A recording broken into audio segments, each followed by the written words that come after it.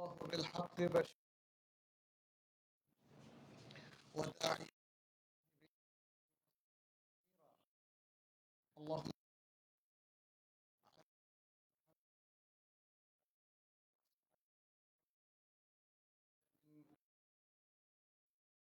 أما بعد، أيها المسلمون، أوصيكم ونفسي والله عز وجل، فاتقوا الله يا عباد الله، وأزواجكم وعشيرتكم، اتقوا علانكم وسركم. نسأل الله سبحانه جعلنا وإياكم تقبل منا ومن ولي ذلك والقادر عليه. عباد الله, আল্লাহ সুবহানাহু ওয়া তাআলা তিনি আমাদেরকে সৃষ্টি করেছেন এবং সাথে বেশ কিছু বৈশিষ্ট্য দিয়ে দিয়েছেন। এর মধ্যে একটা বৈশিষ্ট্য হচ্ছে ইখতিলাফ, আমাদের মধ্যে কিছু মতানৈক্য থাকা, খিলাফ কিংবা ইখতিলাফের উদ্ভব হওয়া, এটি তিনি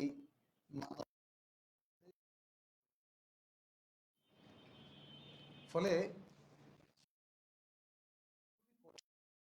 যে হবে, কোরআনে বলেছেন তিনি উম্মায় পরিণত করতে, তার মানে তিনি চাননি এবং করতে পারেনি। পৃথিবীর সকল মানুষ বিভিন্ন ধর্ম গোত্রে তারা একদম ছোট্ট পরিসরে যদি আসি, আমরা যারা মুসলিম, যারা প্র্যাকটিসিং, তারা তাদের পারিবারিক লাভ করে হিসাবে তাদের মধ্যে ইখতিলাফ আছে। বাবা মায়ের মধ্যেও মতভেদ আছে, একই প্রতিষ্ঠানের মধ্যে কিছু না কিছু মত হওয়াটা খুবই টাফ। ইসলাম ইখতিলাফ ঠিক করে দিয়েছে।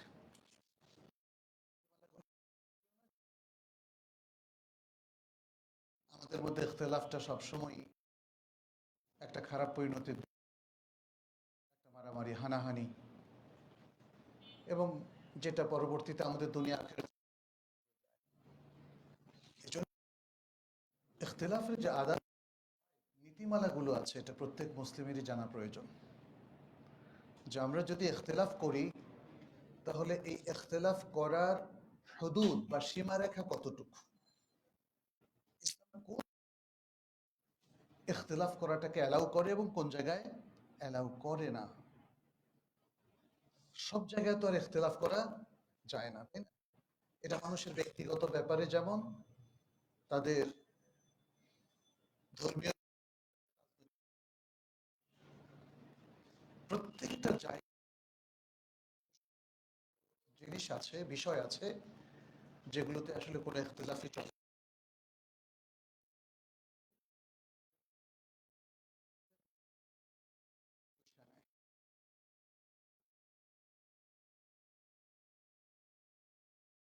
ইখতিলাফের পথ বন্ধ করে দিলে মানুষের জীবন আর চলবে না, মানুষের জীবন চলার পথটাও।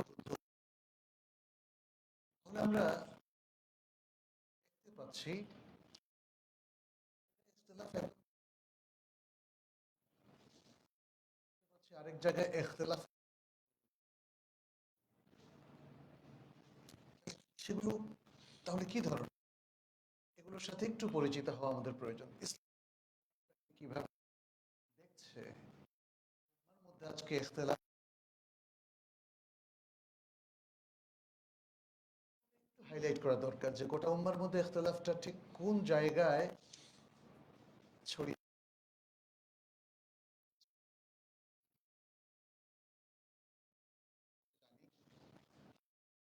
তিনি এক আল্লাহ আমাদেরকে আহ্বান করেছেন তার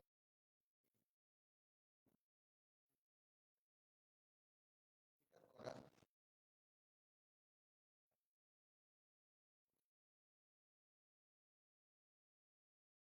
এসেন্স এবং ফোকাস হচ্ছে আল্লাহ সুবহানাহু ওয়া তাআলা যাকে কিছু এসেছে সেটাকে ঘিরে উম্মাহ যেন ঐক্যবদ্ধ হয়, যেহেতু তিনি আমাদের উপর একটাই ওহী নাযিল করেছেন।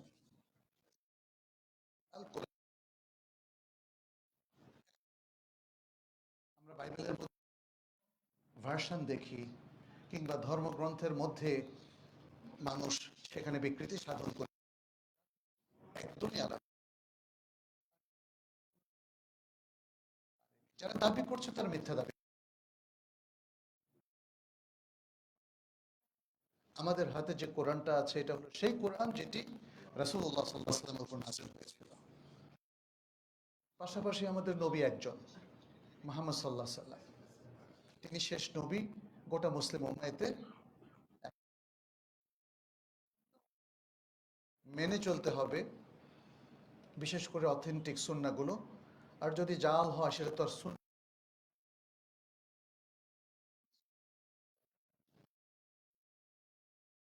একটা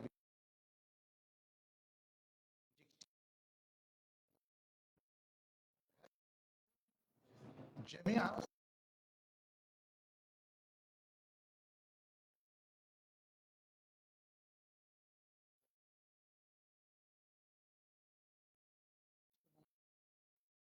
কিন্তু গোটা মুসলিম উম্মাহর অবস্থা আমরা যদি একটু পর্যবেক্ষণ করি তাহলে দেখবো মনে হয় যেন ওহী নাযিল হয়েছে তাদেরকে পৃথক করে। সেখানে মুসলিম জীবনের এমন কোন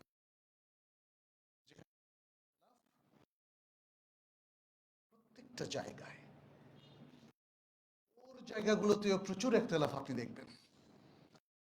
আছেন বিশাল ইখতিলাফ আল্লাহর আসমা সিফাত নিয়ে, যেগুলো আল্লাহ সুবহান।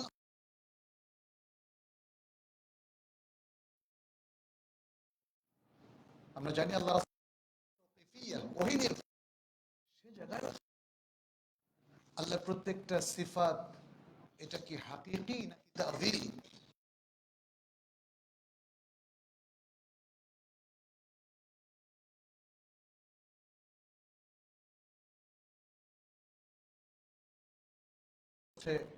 ইভেন সালাতের ওয়াক্ত নিয়ে ইখতিলাফ করছে, হালাল হারামের বিভিন্ন বিষয় নিয়ে,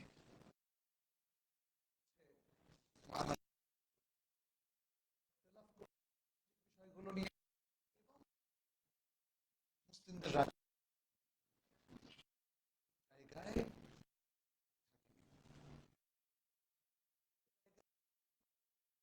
ইখতিলাফটাকে ধারণ করছি যাতে মনে হয় যাতে আমরা, কিন্তু এই জন্য কি আসলে ইসলাম দিয়েছেন আল্লাহ সুবহানাহু ওয়া তাআলা? সূরা আল ইমরান স্মরণ করে দিয়েছেন, ওয়াদকুরু নি'মাতাল্লাহি আলাইকুম فألف بين قلوبكم فأصبحتم بنعمته। স্মরণ করো তোমাদের উপর আল্লাহর নিয়ামতকে, যখন তোমরা ছিলে পরস্পর শত্রু, অতঃপর আল্লাহ তোমাদের হৃদয়গুলোতে ভালোবাসা ঠেলে দিল, পরস্পর ভাই ভাই। কি চমৎকার! ঠিক এই আদরেই তো আল্লাহ তাআলা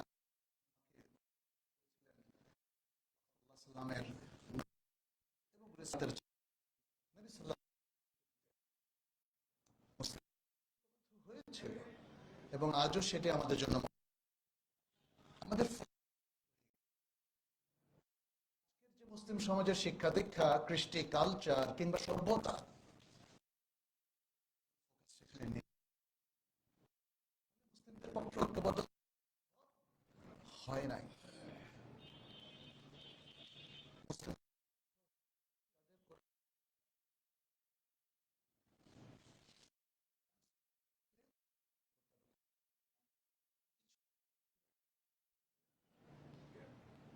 কোরআনকে বগল দাবা করে আর হাদিসের ভলিউম কোনো লাভ নেই। আপনার শেলফ গুলো ঘরে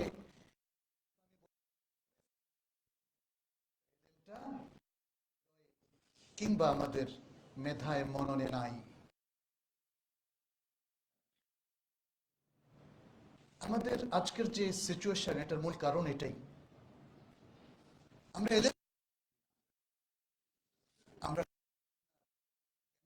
অর্জন করি না, ফলে সেগুলোকে আমলে কনভার্ট করে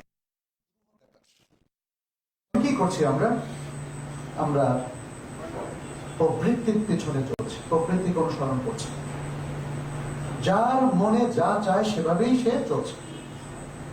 এর উপর মরার উপরে খাড়া লাগা হচ্ছে পাশ্চাত্য সভ্যতার প্রভাব এবং তাদের কৃষ্টি, কালচার, তাদের বানানো নানা ধরনের মতবাদ আজকে আমাদের গবেষণার বিষয়।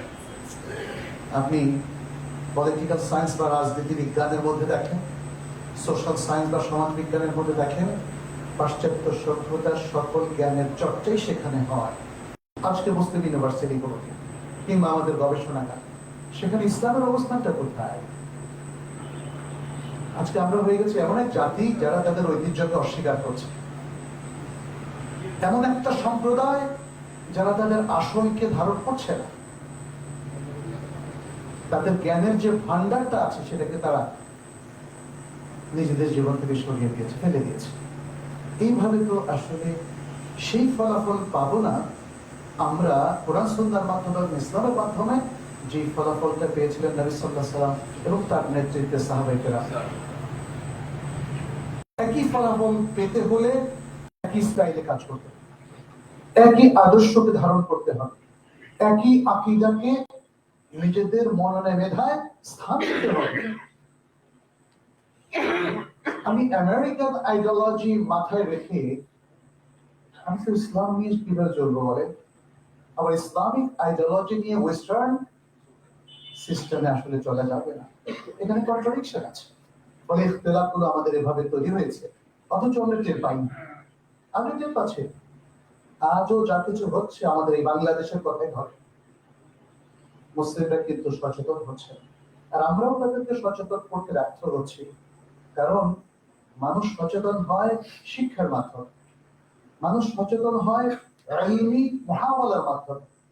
এলএম এবং একাডেমিক যে ফোনগুলো আছে এগুলোকে যদি সার্বজনীন করে দেওয়া যায়, প্রত্যেক ঘরে ঘরে যদি এলএমের বাতি জ্বালিয়ে দেওয়া যায় এবং প্রত্যেক মানুষকে যদি এলএম দিয়ে আলোকিত করা যায়, জ্ঞানী করা যায়, জ্ঞানে সমৃদ্ধ করা যায়, তাহলে শুধু আসলে এই সমাজের পরিবর্তন আসবে।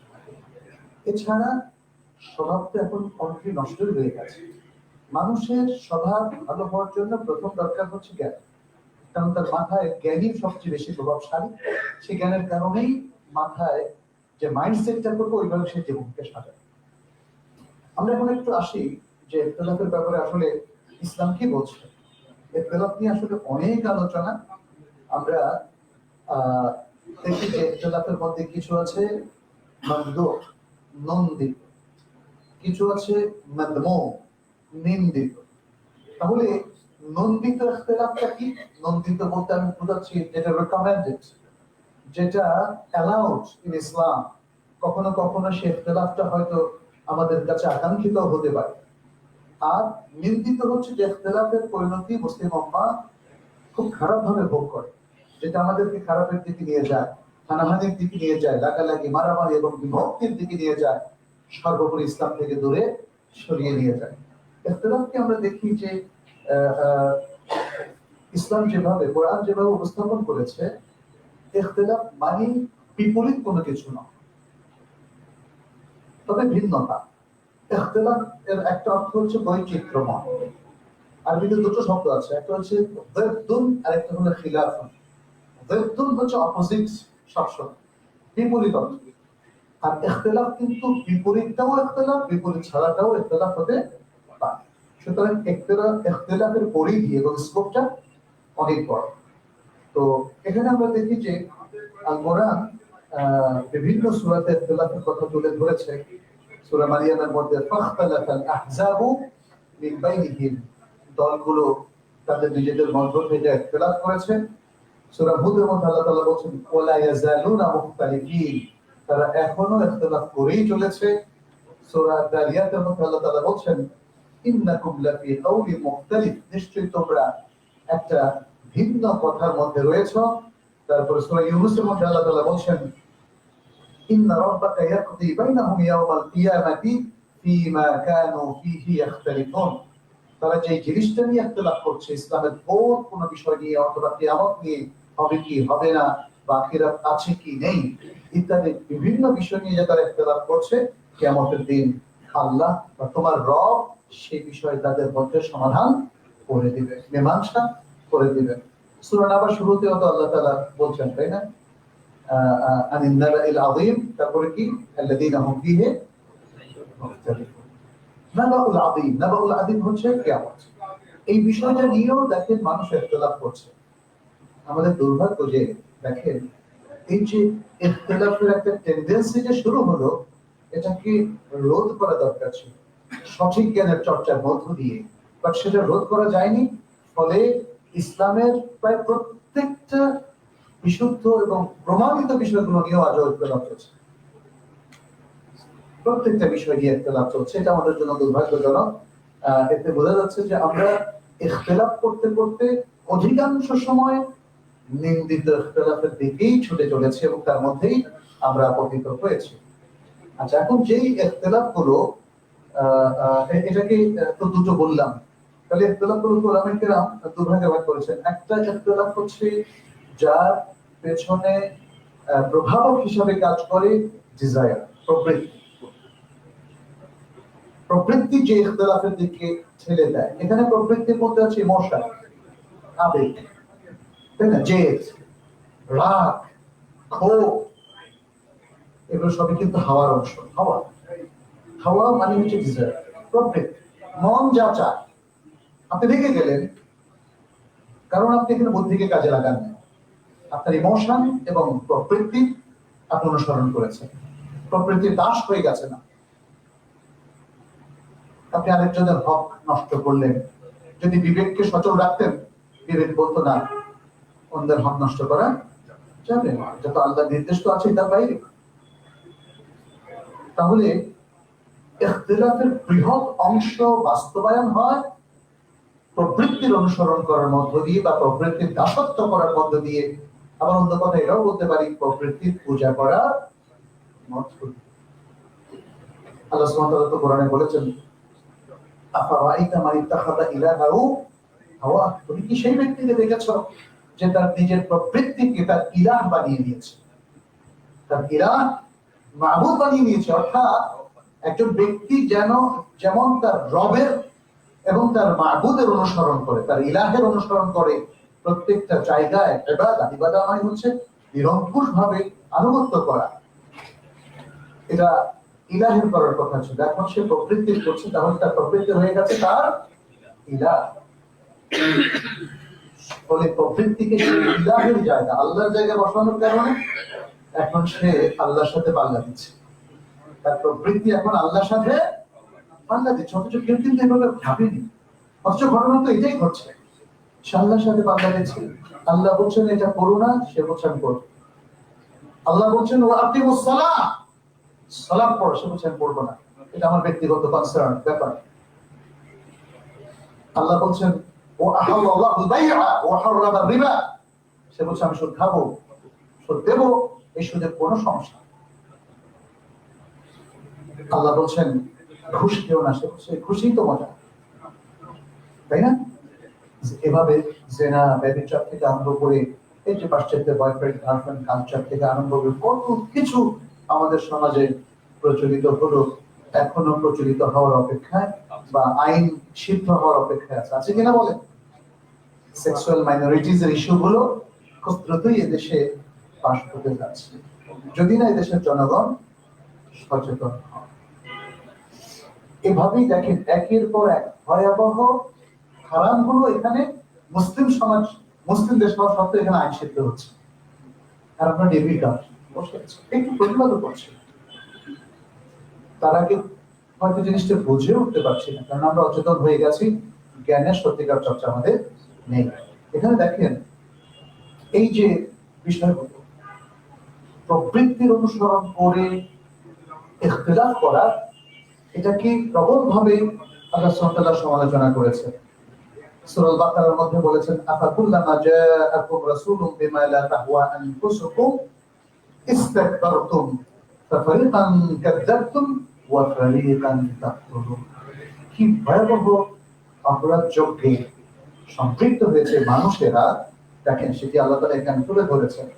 যখন তোমাদের কাছে কোনো রাসূল আসেন যাদের প্রতি তোমরা আকর্ষণ বোধ করো না, যাদেরকে তোমরা পছন্দ করো না, তখনই তোমরা অহংকার করে বসেছো, অতঃপর এক দলকে তোমরা মিথ্যা প্রতিপন্ন করেছো, আরেক দলকে তোমরা হত্যা করেছো।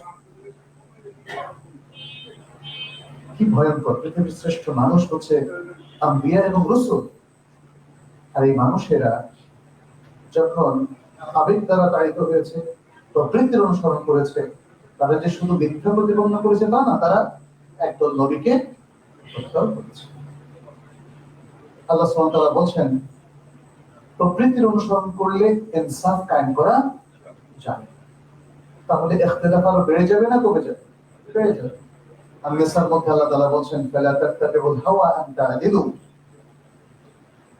তোমরা প্রবৃত্তির অনুসরণ করো না, তাহলে ইনসাফ করতে পারবে।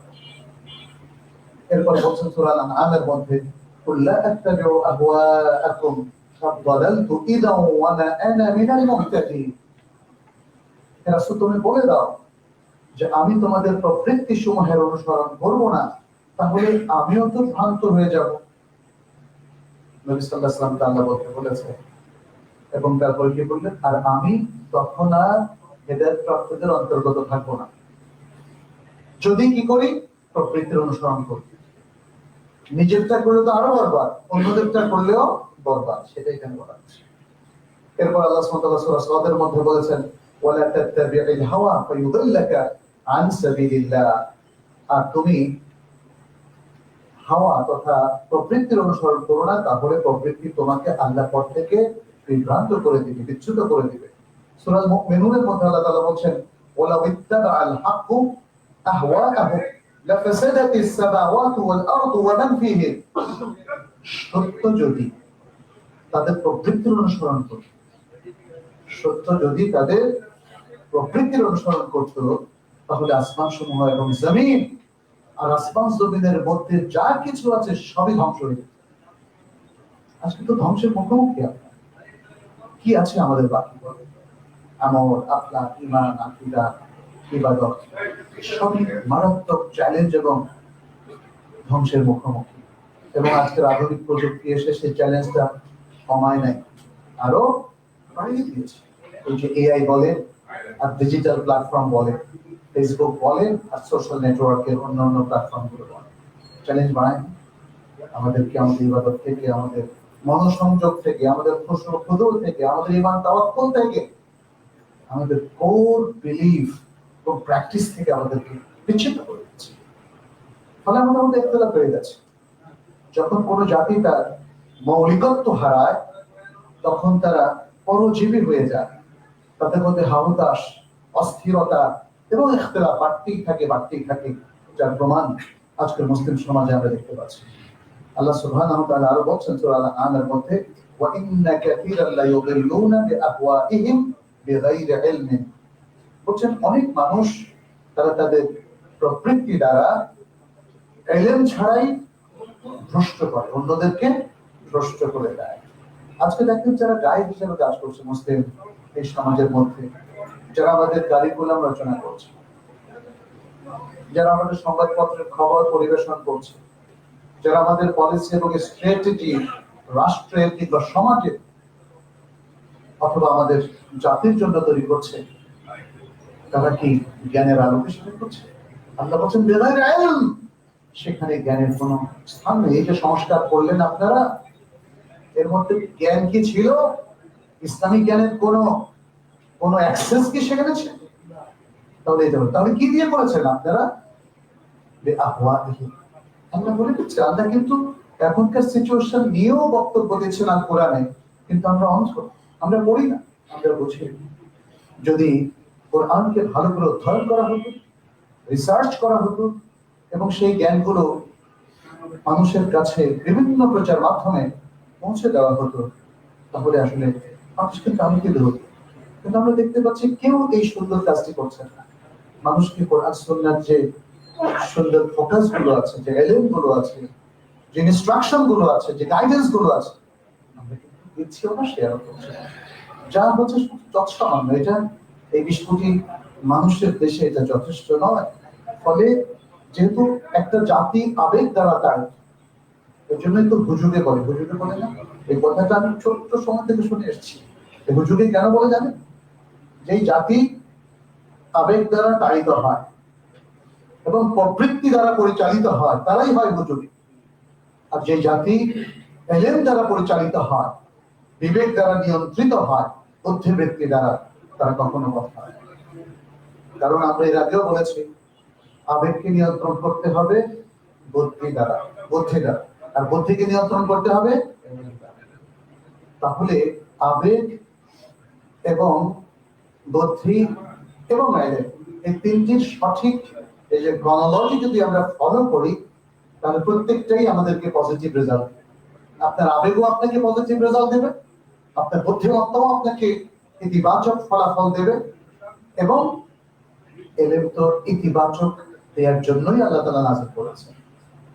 আল্লাহর দেওয়া ওহী কোনোদিন কোনো মানুষের জন্য কোনো নেগেটিভ ফলাফল তৈরি করে না। মানুষ ভুল ব্যাখ্যা করছে। আজকে যারা আমাদের ইসলামের বিভিন্ন নীতির হুকুমের, তালাক বলেন, নারী অধিকার বলেন ইত্যাদি, তারা সমালোচনা করছে, এটা অন্য সমালোচনা। পুরো জিনিসটাকে একসাথে করে ইসলামের জন্য আইডিওলজি, এর চাইতে শ্রেষ্ঠ কিছু আপনি পাবেন। আজকে আধুনিক বিশ্বের যে অশ্লীলতা এবং তাদের যে নীতিহীনতা এবং যে মিথ্যাচার আজকে বিশ্বের সামনে প্রকাশিত হয়েছে, এর দ্বারা বোঝা গেল যে আসলে পাশ্চাত্য সভ্যতা কমপ্লিটলি ব্যর্থ এবং তাদের দাবি অসার। বরং ইসলামী মহাসত্য সবচেয়ে সুন্দর এবং ইসলামের মধ্যেই মানবতার একমাত্র সমাধান। ফলে যদি ইখতিলাফ থেকে আমরা বাঁচতে চাই, সত্যের দিকে আসতে চাই, এটাই একমাত্র পথ। দ্বিতীয় ইখতিলাফটা হচ্ছে, আমরা এতটুকু বলে হয়তো শেষ করবো, এর উপর অনেক আলোচনা, আমরা ইনশাআল্লাহ হয়তো পরবর্তীতে আলোচনাগুলো করতে পারবো। দ্বিতীয় প্রকার ইখতিলাফ হচ্ছে যে ইখতিলাফের পেছনে মোটিভ হিসাবে কাজ করছে কি? সত্য, সত্যান্বেষী হওয়ার কারণে আপনি ইখতিলাফ করছেন। ইখতিলাফটা ভ্যালিড এবং অ্যালাউড, কোথাও কোথাও খুব স্ট্রংলি রেকমেন্ডেড। আমরা যখন দেখবো যে কোনো মানুষ অসত্যের পথে চলছে, আপনাকে তখন ইখতিলাফ করতে হবে, তাই না? ইখতিলাফ সেখানে বরং ফরজ, যেখানে আপনি দেখবেন বাতিল সেখানে তার খাবার বিস্তার করছে, আপনি বাতিলের বিরুদ্ধে দাঁড়াবেন, কারণ আপনি হকের পক্ষে। বাট হকটা হতে হবে জমির নির্ভর। এই একটা জিনিস আমাদের অনেকে বুঝতে ভুল করছে, কারণ প্রত্যেকে তো দাবি করে সে হকের উপরে, তাই না? অনেকে বলে it's a problem because everyone claims that he is on the হক, অন দ্য ট্রুথ। কিন্তু আসলে কি তাই? প্রত্যেকে নিজেকে জাস্টিফাই করে। দেখুন এই সমাজের অপরাধীরাও তার অপরাধ ধরলে কিন্তু সৃষ্টিতে যায়, লেগে যায় আরো বেশি। তার মানে হচ্ছে মানুষ প্রত্যেকে নিজেকে হকের উপর বলে, কিন্তু হকের উপর সেই থাকবে ইলমুল ওয়াহি যার পক্ষে থাকবে, কোরআন সুন্নাহ যার পক্ষে থাকবে। তো কোরআন সুন্নাহ তো আর এটাকে বানানো যায় না, আর আল্লাহর কাছে যে নাজিলও করানো যায়, এটা পরিবর্তন। আল কোরআন ওয়াস সুন্নাহ এটা অলরেডি মুসলিম উম্মাহ সম্পদ হিসাবে তাদের কাছে সংরক্ষিত আছে, এটা চেঞ্জ হবে। অতএব আমরা হককে নির্ধারণ করব কোরআন সুন্নাহর ভিত্তিতে, এর বাইরে আর কোনোভাবে হক নির্ধারিত হবে না। ফলে মুসলিম উম্মাহর জন্য ঐক্যবদ্ধ হওয়া খুব সহজ হয়ে গেল না? আমাদের হকের ভান্ডার একটাই, সেটা হলো কোরআন এবং সুন্নাহ। এই জিনিসটা আমরা জাতিতে শেখাতে পারি না। আমাদের স্কুল, কলেজ, ইউনিভার্সিটিতে যারা জেনারেল সাবজেক্টে পড়ছেন, arts, humanities, commerce, social science কিংবা পিওর সায়েন্স, সেখানে কিন্তু এই নলেজগুলো না। সেখানে আধুনিক বিজ্ঞান আমাদের শিক্ষার্থীদেরকে এথিস্ট অথবা অ্যাগনস্টিক বানিয়ে দিচ্ছে। কোরআন সুন্নাহর কোনো প্রভাবই সেখানে রাখা হয় না, যে কারণে একটা জেনারেশন এখন তৈরি হচ্ছে যারা কিন্তু এই ইলমুল ওয়াহি সম্পর্কে একদমই অনবহিত, একদমই অজ্ঞ, কিচ্ছু না। আজকের আধুনিক শিক্ষিত অনেক বড় বড় লোককেও দেখেছে ওযুর মাসালা একটাও জানে, সালাত করা দূরের কথা। সিয়াম হজ তার অনেক পরের কথা। এই দুর্ভাগ্যের মুখোমুখি কিন্তু আমরা। যাই হোক, আমরা হক নিয়ে কথা বলছিলাম। ইখতিলাফটা যদি হক ভিত্তিক হয় তাহলে সে ইখতিলাফটা হতে পারে। এখানে দেখুন, ইসলামের দুটো এরিয়া। একটা এরিয়া যেটা আমার আলোচনা থেকেই আপনি হয়তো বুঝতে পেরেছেন আপনারা, যে একটা এরিয়া হচ্ছে একদম ফিক্সড, মোটা দাগে যেগুলো clear text of the Quran and Sunnah, যেগুলো প্রুভড হয়ে গেছে, প্রমাণিত হয়ে গেছে, সেখানে আর কোনো হাত আর কোনো গবেষণার কোনো সুযোগ নেই। তাওহীদ, কোরআন আল্লাহর কিতাব, নবী সাল্লাল্লাহু আলাইহি ওয়াসাল্লাম শেষ নবী ও রাসূল, তারপরে সালাওয়াতের মধ্যে দেখবেন যে 5 ওয়াক্ত সালাত, এগুলো রাকাত সংখ্যা, এগুলো সবই নির্ধারিত। হজ নির্ধারিত, রমাদানের সিয়াম ইসলামের রকম হিসেবে নির্ধারিত, এগুলোর মধ্যে কোনো হাত লাগানো যাবে না। অসংখ্য ইসলামের এই মৌলিক বিধানগুলোই বেশি। আপনি যদি ইসলামটাকে একটা বডি হিসেবে দেখেন, দেখবেন যে এর মৌলিক জিনিসগুলোই বেশি। সেখানে আমাদের উলামায়ে কেরামের কোনো ইখতিলাফ নাই। ইখতিলাফ আছে আরেকটা এরিয়াতে, যেখানে ইখতিলাফ করার কিছু সুযোগ আছে, শরিয়াই এই সুযোগটা করে দিয়েছে। যেমন আল-আলফাজ আল-মুজমাল, কিছু মুজমাল অস্পষ্ট শব্দ আছে যেগুলো হাদিস এসে ব্যাখ্যা করেছে, কিন্তু তারপরেও যেমন আলফাজ মুশতারাক, একটা শব্দের একাধিক অর্থ, কোন অর্থ আল্লাহ বুঝিয়েছে। যেমন কুরআন, এই শব্দের অর্থ হচ্ছে হায়েজ অথবা তোহর। তালাক প্রাপ্তা নারী 3 তোহর নাকি 3 হায়েজ পর্যন্ত ইদ্দত পালন করবে, এখানে ইখতিলাফ হয়েছে। ইখতিলাফের সুযোগটা আছে। এরকম আপনি ওজুর মধ্যে দেখবেন কিছু জায়গায় ইখতিলাফ আছে, তারপরে আপনি দেখবেন সালাতের মধ্যে কিছু জায়গায় ইখতিলাফ আছে। কিন্তু আমি জাস্ট একটা উদাহরণ দেই, কিছু ইখতিলাফ ভ্যালিড হতে পারে যেটা নুসুসের মধ্যে ইজতিহাদের উপাদান রয়ে গেছে, সেখানে ইজতিহাদ করা যাবে, আর যেখানে ইজতিহাদ করা যাবে সেখানে ইজতিহাদের কারণে কিছু ইখতিলাফ হবে। কিন্তু স্পষ্ট টেক্সট থাকলে কোনো ইজতিহাদও করা যাবে না, যেহেতু এটা উলামায়ে কেরামের একটা মূলনীতি, যে মূলনীতির উপরে আল্লাহ ও রাসূলের পক্ষ থেকেও নির্দেশনা আছে। লা ইজতিহাদা মা, যখন আল্লাহ এবং তার রাসূলের পক্ষ থেকে কোনো স্পষ্ট নির্দেশ এসে যাবে, তখন আর কোনো ইজতিহাদ কার্যকর হবে। তাহলে যে জায়গাটা আমরা বললাম, একটা উদাহরণ বলতে চাচ্ছিলাম, যে এখানে দেখেন ইখতিলাফটা ভ্যালিড হবে না। যেমন শিয়ারা সালাত পড়ে 3 ওয়াক্ত, যেহেতু তাদের ধারণা কোরআন 3টা ওয়াক্ত নিয়ে কথা বলেছে, আর তারা তো আমাদের সুন্নাহ স্বীকার করে, ফলে কোরআন হাদিসের মধ্যে যে 5 ওয়াক্ত এসেছে এটা তারা স্বীকার করে না, ফলে তারা 3টা ওয়াক্তে 5 ওয়াক্ত নামাজ পড়ে। অনেকে বলেন যে তারা 3 ওয়াক্তই। তাহলে এই যে ইখতিলাফটা, এটা কিন্তু ভ্যালিড না।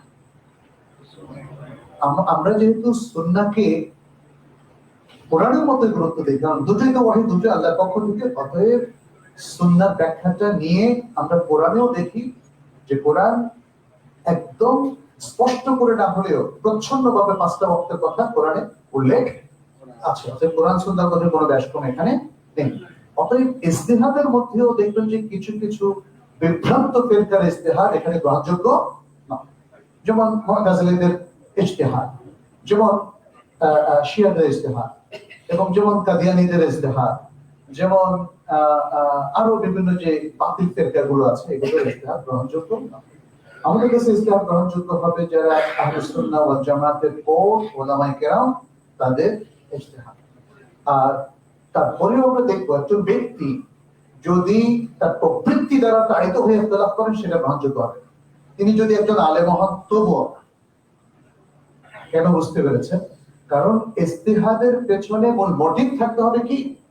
ইত্তিবাউল হক, হকের অনুসরণ। হকের অনুসরণের একটা মেথোডোলজি আছে, একটা পদ্ধতি আছে। আপনি একটা জাল হাদিস নিয়ে এসে দলিল দিলেন, এটা কি হকের ইত্তিবা হবে? আপনাকে অবশ্যই কোরআন সুন্নাহর বিশুদ্ধ দলিল বিশুদ্ধভাবে প্রয়োগ করে আপনাকে পেশ করতে হবে, তখনই সেটা হকের ইত্তিবা হবে, এবং তখন তার ভিত্তিতে যে ইখতিলাফটা আসবে সেটা গ্রহণযোগ্য হবে। ইখতিলাফের বেশ কিছু আদব আছে। ইখতিলাফের ব্যাপারে আমাদের উলামায়ে কেরাম, বিশেষ করে মুহাদ্দিস উলামায়ে কেরাম যেই ইখতিলাফগুলো করেছেন, সেগুলোকে আমরা কিভাবে নেব, এবং ইখতিলাফের আদবগুলো কি কি, একজন মুসলিম যখন ইখতিলাফ করবেন তাকে কোন কোন দিকগুলো, কোন কোন এটিকেটস এবং এথিক্স মেনটেন করতে হবে, তা নাহলে তার ইখতিলাফটা ভ্যালিড হবে না। আমরা সেটা নিয়ে পরবর্তী খুতবা আলোচনা করব ইনশাআল্লাহ। আল্লাহ যেন আমাদেরকে বোঝার তৌফিক দান করেন, আল্লাহ যেন অনাকাঙ্ক্ষিত ইখতিলাফ থেকে আমাদের উদ্ধার করেন, আমাদের ইখতিলাফ যেন আমাদের ঐক্যের দিকে ঠেলে দেয়, আমরা যেন কোরআন সুন্নাহ ভিত্তিক এবং হকের ইত্তেবা'র ভিত্তিতে ঐক্যবদ্ধ মুসলিম উম্মায় পরিণত হতে পারি। আল্লাহর কাছে সেই দোয়া কামনা করছি। আকুলু কাওলি হাদা ওয়া আস্তাগফিরুল্লাহ লি ওয়া লাকুম ওয়া লিসাইরিল মুসলিমিন।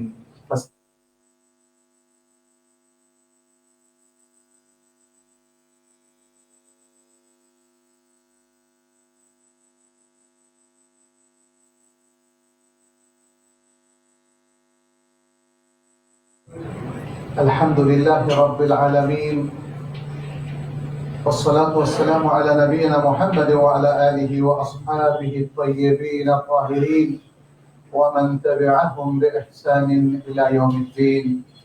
أما بعد، أيها المسلمون، اتقوا الله، فإن التقوى وصية الله للأنبياء والمرسلين ولجميع المؤمنين. واتبعوا سنة نبيكم في جميع أموركم وشؤونكم. نسأل الله سبحانه أن يوفقنا وإياكم لما يحبه ويرضى، ويجعلنا وإياكم من عباده المقربين ومن عباده المؤمنين المخلصين. اللهم تقبل منا إنك أنت السميع العليم، وتب علينا إنك أنت التواب الرحيم.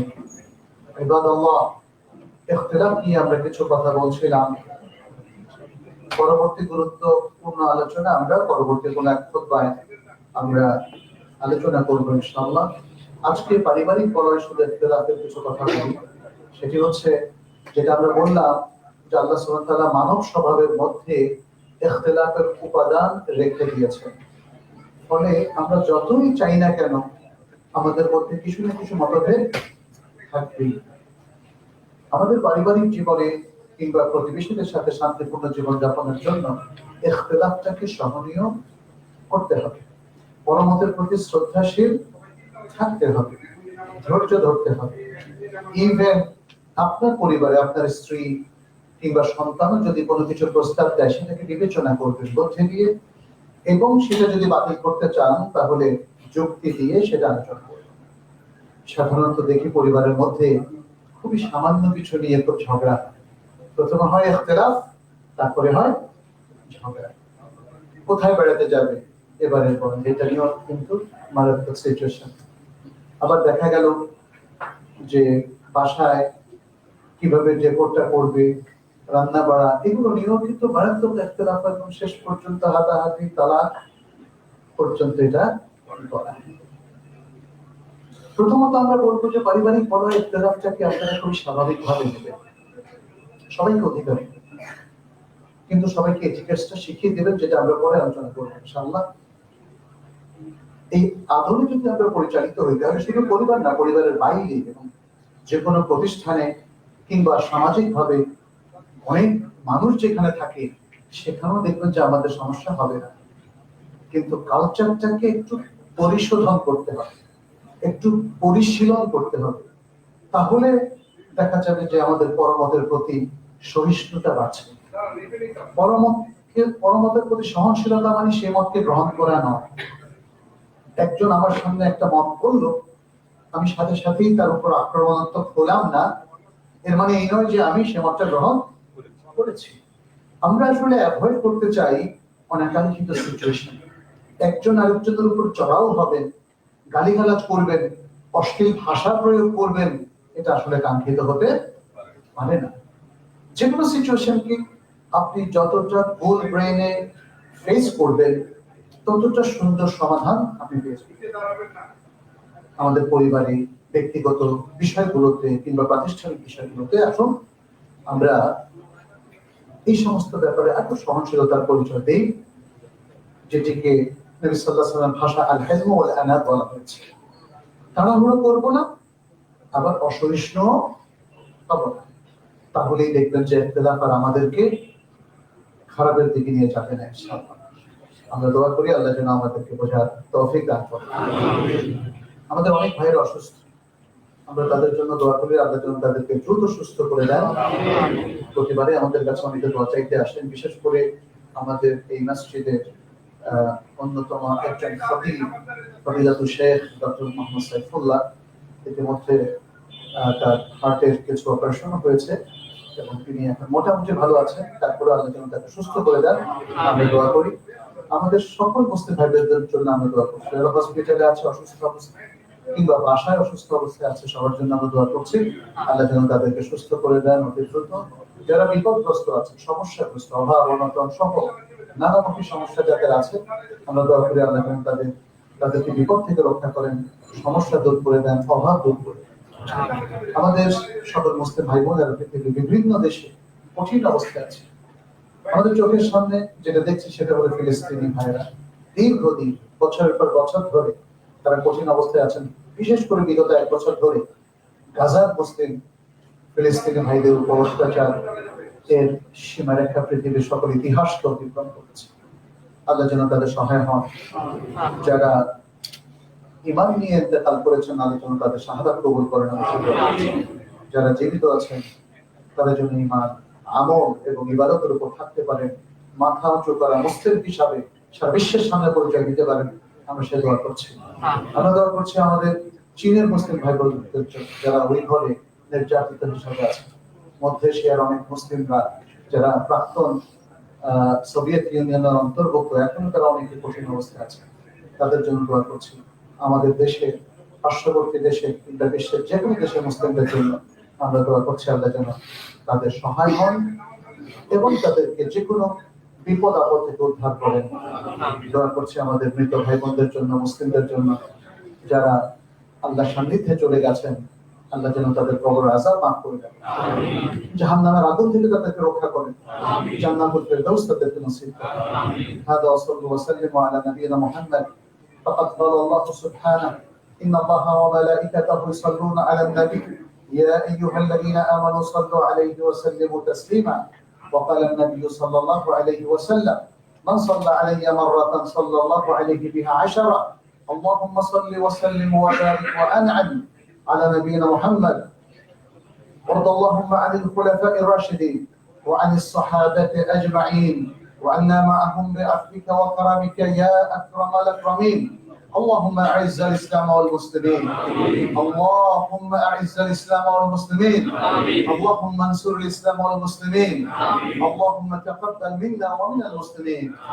اللهم فرج هم المهمومين من المسلمين واقض الدين عن المدينين واشف مرضانا ومرضى المسلمين يا رب العالمين. تقبل منا إنك أنت السميع العليم وتب علينا إنك أنت التواب الرحيم. عباد الله إن الله يأمر بالعدل والإحسان وإيتاء ذي القربى وينهى عن الفحشاء والمنكر والبغي يعظكم لعلكم تذكرون. فاذكروه يذكركم واشكروه يزدكم ولذكر الله أكبر والله يعلم ما